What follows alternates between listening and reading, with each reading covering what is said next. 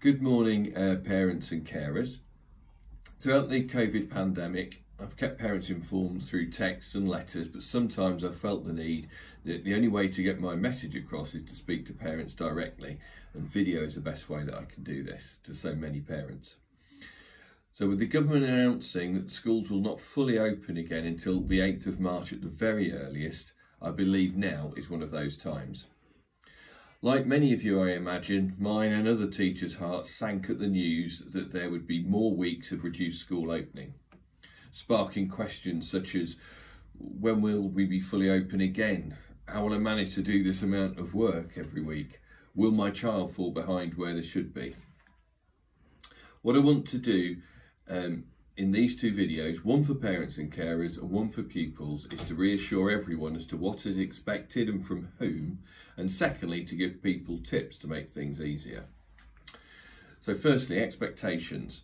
I'm well aware that there's been a significant increase in the amount of work being set in this lockdown compared to the first. I want parents to realise that this increased expectation is a direct result of the government directing schools to produce 4 hours of work a day for pupils. Moreover, if parents are not happy that this is a sufficient quality and quantity of work, to write to Ofsted and complain. Ibstock Junior School staff are providing for our pupils. They're providing all of this, and I'm very proud of the work that the teachers and support staff are doing. In fact, 3/4 of parents in the survey think the amount of work set is about right, and almost 90% are happy or really happy with teachers. However, for a significant number of working families in particular, this is proving difficult to achieve, especially if there's more than one child in the house. Therefore, I wish to make it clear to parents that at Ibstock Junior School, we will set the required amount of work set by the government of 4 hours a day, but we want families to prioritise the reading, writing and mathematics, which is 2 hours a day or 10 hours a week. You can use any of that time to get that done. The additional topic, PE, music, languages and other subjects will be grouped together and presented as things that parents can select from. We've already written timetables for next week, but after this we will present things in a slightly different form so the amount of work offered to families appears more manageable. We also offer children video call teaching sessions from teachers and support staff, which give opportunities for children to interact with a small group of their peers in a live lesson. This is a high quality session which not many schools are able to offer. So please make sure your child engages with these, since these sessions are timetabled and they require no parental support at all. Secondly, supporting independent learning at home. Something that we know about home learning is the amount of questions asked to and support given by parents to complete the work. This is a new or false situation created by learning at home. In a class, children would check with a partner, check the instructions again, move on to a question they could do, and then perhaps put a hand up and wait for adult support. The adult's time is naturally rationed in a classroom environment because the children know the adult can't come to them immediately.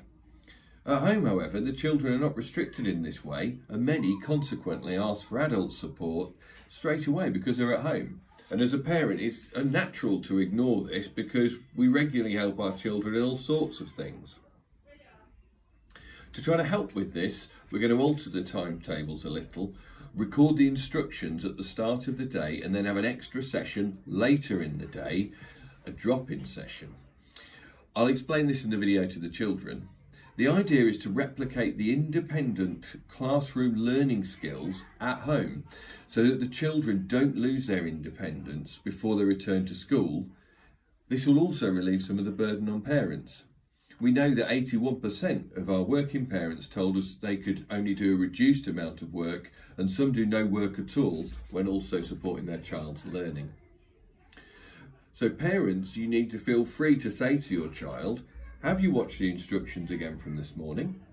Have you written a message to the help desk? Can you move on to the next question or next part of the task? Or leave that now and then you can ask your teacher later on today in the drop-in session. We have been offering this opportunity for children to get support by having teachers on call throughout the day on Teams, on the help desk, and then in feedback sessions during the week. However, these haven't been used by many children. And the children that do use these facilities are often quickly steered back on course in a matter of minutes and avoid getting distressed. Please encourage your child to use this approach and make the most of the facilities that we have on offer. We may well have a rush of questions as we begin this, but as with most of the things with remote learning, we try something for 2 or 3 weeks and then find we need to tweak it again. Thirdly, getting children back to school and helping them to catch up. We do not know when we'll be able to get the children back into school. We do know that we currently have more children in school than the average nationally. And whilst we may want more children in, because this is after all the job that teachers love doing, teaching face to face, we cannot increase numbers further because it increases social contacts, which in turn spreads the virus.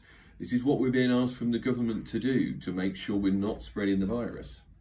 I want to make it clear, this is why schools are not opening, not because teachers won't work or haven't had a vaccine, as some in the press seem to make out, but it's because schools have been asked to make sure we're stopping the virus spreading by the government.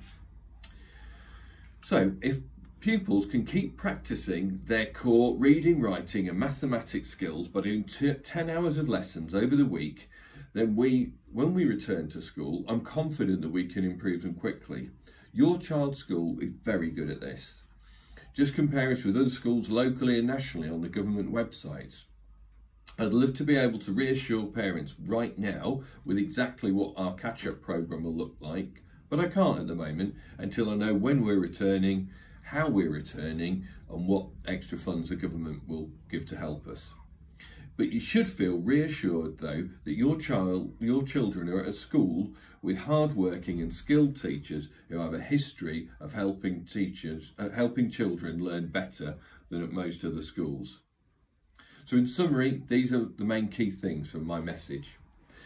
Focus on the 10 hours of key reading, writing and mathematics set over the week. Encourage your children to use their independent learning skills by following the 4 steps. We will get more children into school when we can do, without risking spreading the virus. And we will lay out a catch-up plan for parents to see at that time. And then finally, there'll be a remote learning letter coming out shortly with details about the changes we're making, including how to complete the longer writing task. You'll soon receive a stamped addressed envelope for returning back to school. Finally, I just want to say that all parents need to be fair on themselves and recognise that there is only so much that can be done. We recognise that at school. Many of us are parents with children of the same age and having exactly the same problems. We all have to make sure our children, our families and ourselves are keeping as happy and positive as we can whilst we wait for the rollout of the vaccines and a return to life a little more like the one we were used to a year ago. Thank you.